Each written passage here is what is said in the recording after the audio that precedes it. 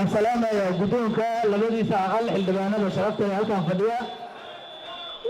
intaas kadib waxaan halkan maanta u joognaa akhrintii dhamaystirkii dastuurka kalfadhiyadii hore waxaa halkan lagu mariyey baarlamaanka uu mariyey 4 cutub oo 4 cutub qaybo ka mid ah la tashiyo la sameeyay siyaasiyiinta wax laga bedelay waxaa halkan lagu soo celiyey doodihii baarlamaanka uu qabay oo ay ka mid ahayd in ra'iisul wasaaraha ay golaha shacabku ay doortaan oo go'aanadii muxuu ahaa baarlamaanku uu doodaha adag ka galay ka mid ahaa waa soo dhaweynaynaa sidoo kale xildhibaanada labada aqal oo taariikhda dalkan intii uu jiray dalka maadaama baarlamantariga uu ahaa ay dooran jireen madaxdii dalka soo maray asagiina dib ayaa loo soo celiyey waa awoodaha baarlamaanka u soo laabtay ka mid tahay cutubyada hadda dhimanna waxaan rajaynaynaa baarlamaanka hadduu ka doodo oo aragtidiisa uu halkan ku kabo in aragtida siyaasiyiinta iyo dadka ka fikirka duwan ay ayaguna arki doonaan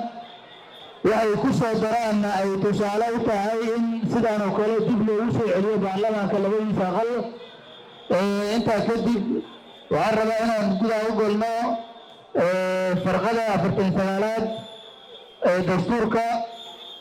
oo ay ku qoran tahay hogaamiyaha iyo hay-adaha dastuuriga oo muwaadiniinta si tooska baarlamaanka oo ka kooban labadiisa gole iyo madaxweynaha oo ay magacaabi doona ay dooran doonaan labada aqal asaguna dib u soo dooran doona ra'iisul wasaarihiisii isla sidaas la mid ah golaha shacabka ayaa wuxuu dib eegis ku samayn doonaa xilka ra'iisul wasaaraha qaranka waxaan rabnaa inaan intaas ku xoojino doorashada golayaasha tartanka xisbiyada oo halkan ay guddiga ku soo gudbiyeen in laga dhigay 10% waxaan soo jeedinaynaa in lambarkaas wax laga yareeyo waana aad u soo dhaweynaynaa in doorashadu ay noqotay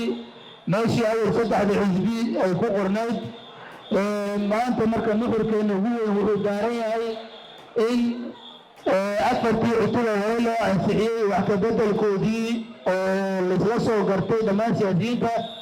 inaan dib u toosino oo sidii laisla soo gartay aan ku meel marino kadibna aan u gudubno cutubyada xiga ee ka bilaabanayo cutubka 5aad aad iyo aad u mahadsantihiin salaamullahi calaykum